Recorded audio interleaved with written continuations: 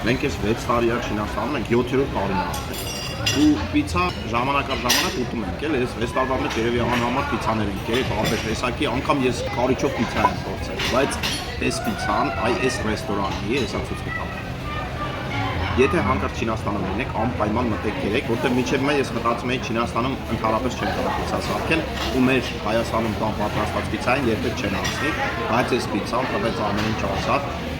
Իմ համար ամենահամով պիցան է, որ ես ընդհանրապես երբևիցե կերել եմ, եթե գալիս եք Չինաստան, անպայման մտեք այս ռեստորան ու այս պիցան։ Բայց կարծեմ ժամանակավոր է, այնպես որ եթե հիմա Չինաստանում եք, պարտադիր մտեք այս ռեստորան ու փորձեք այս պիցա։ 50 յուան արժի, բայց ասեցի ինչով է։ Դե իր սոուսները, բաները, ամեն ինչը համապարի, պանիրը սև տրյուֆելցուն կա, սենց հասարակություն կա, ու այս